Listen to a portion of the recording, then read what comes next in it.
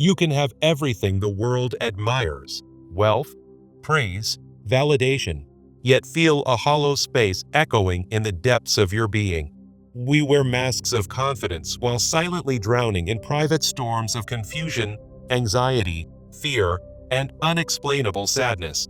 The question that haunts the soul is not, "How do I gain more?" but, "Why do I feel less whole inside?" When the pain becomes too loud to ignore, it breaks the surface and demands we stop pretending everything is fine. That breaking point is not a weakness. It is the soul's desperate call to return to something real, something true. Wholeness cannot be achieved by escaping our pain. It begins when we dare to face it without flinching or denial. In the silence after collapse, there is a whisper. What if this darkness is not your enemy, but your initiation? We are not broken because we hurt. We hurt because we have been separated from vital parts of who we truly are. Society teaches us to amputate pain, anger, fear, and doubt. But those are not enemies. They are pieces of our wholeness. The soul doesn't crave perfection. It longs for truth, integration, and the embrace of the parts we were taught to reject. Healing begins the moment we stop trying to fix ourselves and instead begin listening to the messages behind our pain. Suffering becomes sacred when it pushes us to question who we are beneath the noise, pressure, and societal conditioning. We must understand, the greatest tragedies of life do not destroy us. They awaken the parts of us that have been asleep.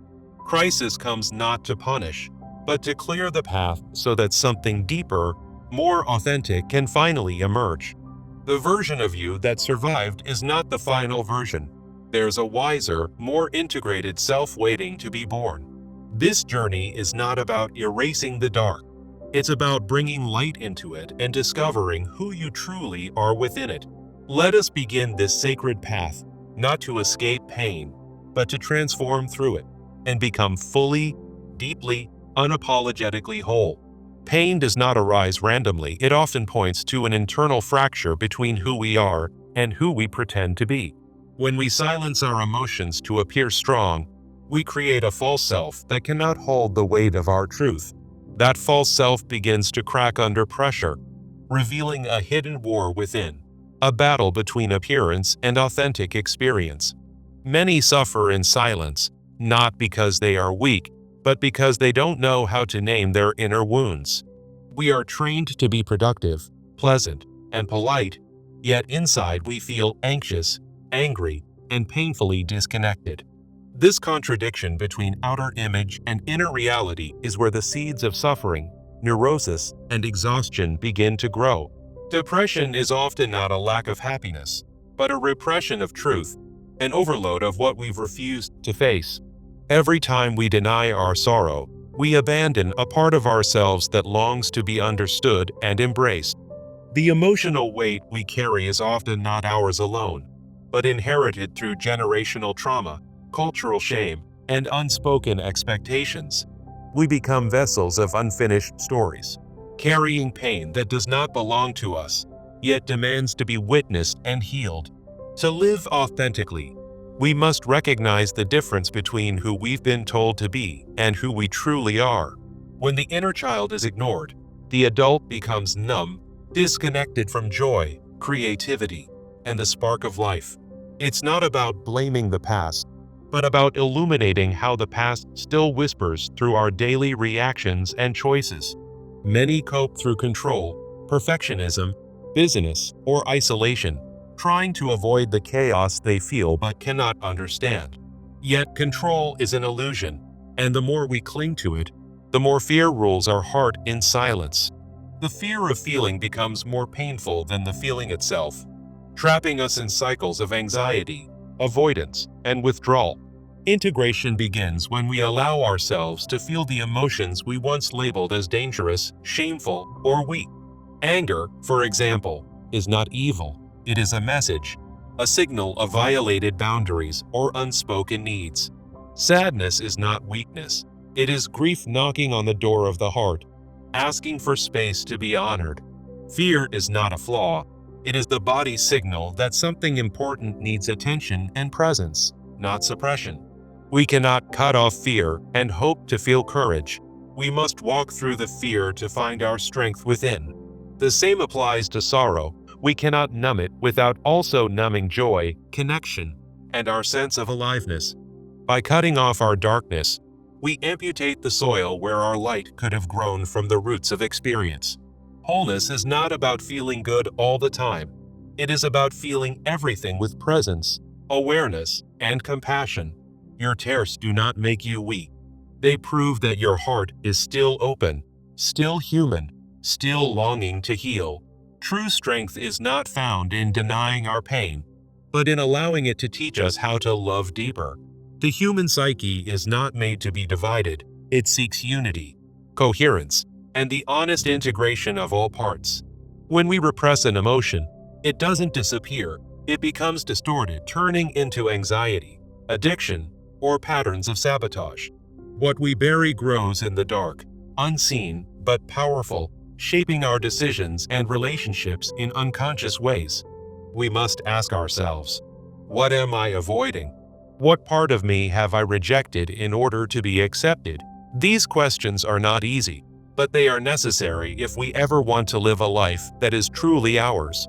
Integration is not about fixing what's broken. It's about reclaiming what was abandoned and learning to love it back to life. Every part of you has a story, and every story deserves to be heard, honored, and reintegrated with care. You cannot become whole by disowning your past. You become whole by letting the past teach you who you are becoming. The shadow is not evil. It is simply the part of you that has lived too long without love or understanding. It is in that shadow where your power sleeps, waiting for you to wake it up with compassion and truth. The monster under the bed is often a wounded child, waiting to be seen and held with gentleness, not fear. When we embrace our shadow, we gain the energy it was holding captive, and we step into our true strength. Transformation does not begin with light. It begins in darkness, when we stop running and start listening to what lies within. Every emotional wound is a doorway. Behind it lies wisdom, depth, and the next version of your evolving self.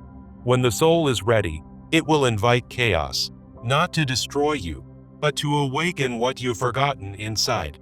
We do not grow by escaping pain. We grow by allowing pain to become the fertile ground of our rebirth. There is no integration without honesty, no healing without humility, and no wholeness without the courage to feel deeply.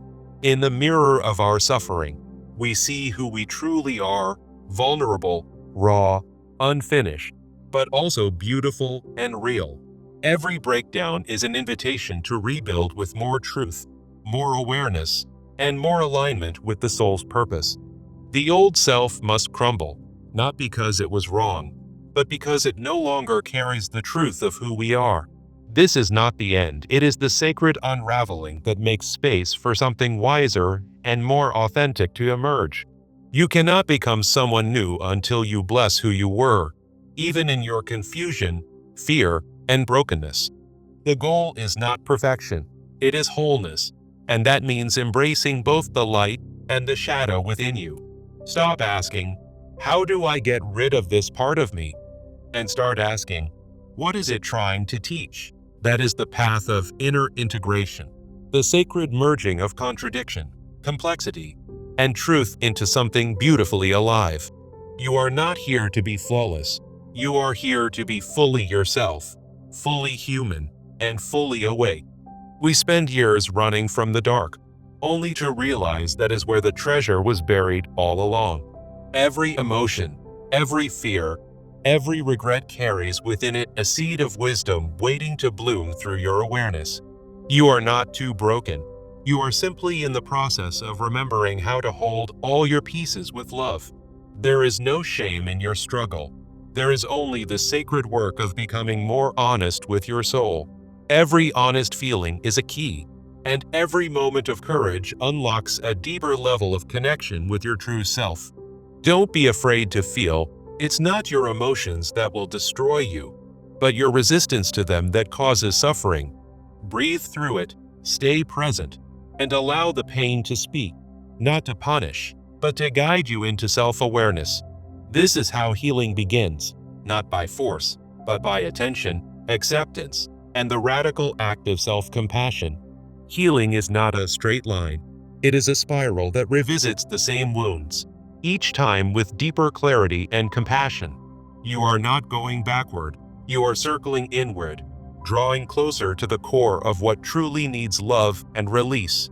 To heal is to feel without judgment, to witness your pain without running, and to speak your truth without apology.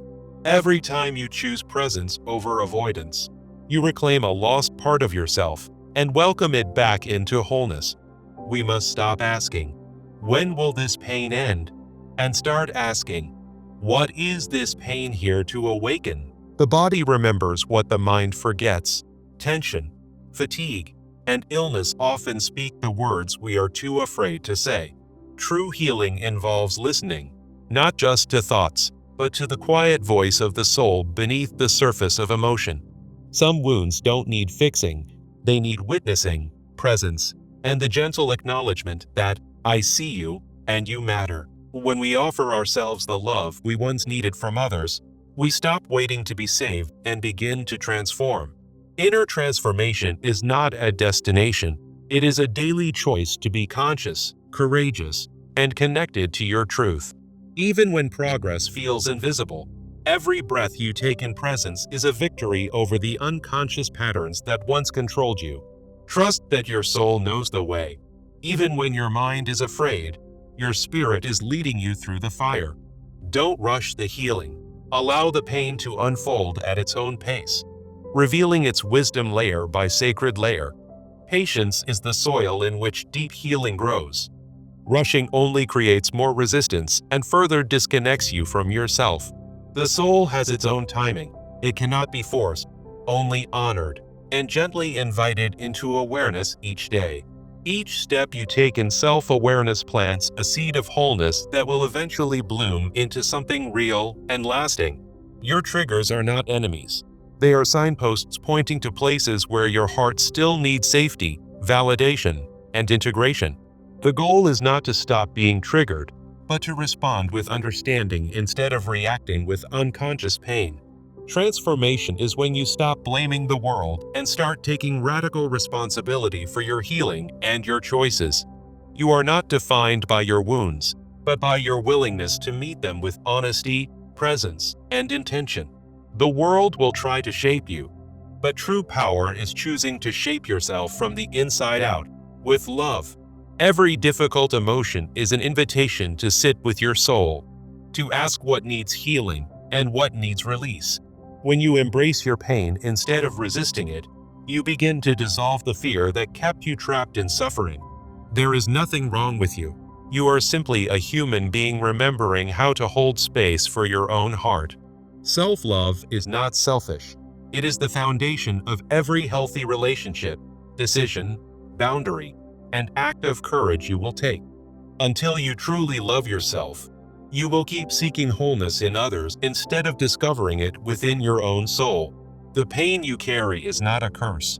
It is a sacred passage, a furnace refining the essence of who you are. Stop asking for the pain to disappear. Ask for the wisdom to rise stronger, deeper, and more truthful because of it. Every soul has a night. Every heart has a winter. But the dark is not the end, only a place of becoming.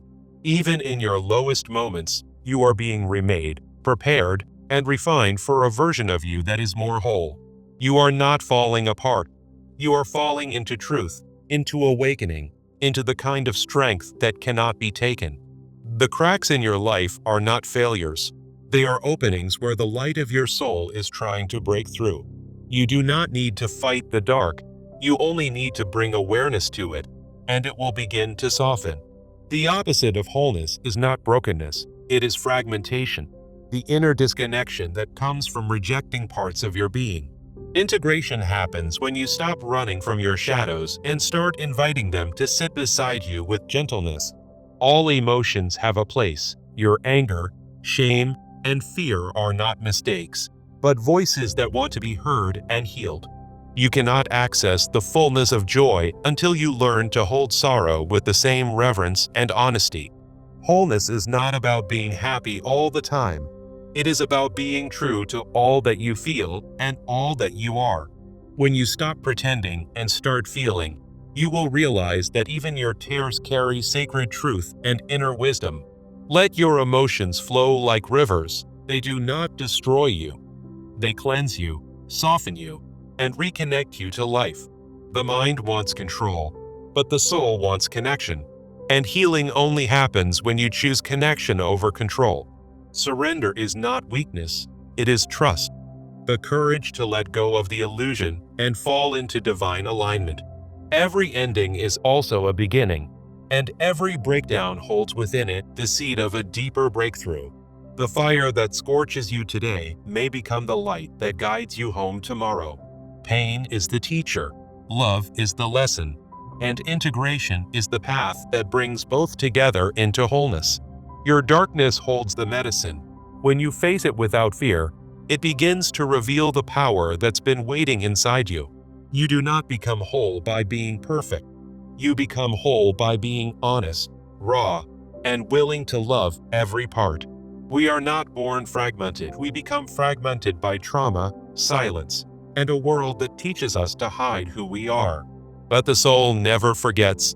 It remembers the way home, and it whispers, "It's safe now to return to yourself." Coming home to yourself is not a dramatic moment. It is 1,000 small choices to show up with presence and love. Every breath, every step, every pause to feel. These are sacred acts of healing that reconnect you to your essence. You are already whole. You are simply learning how to see yourself without judgment and reclaim what has always been yours. The journey is not about becoming someone else.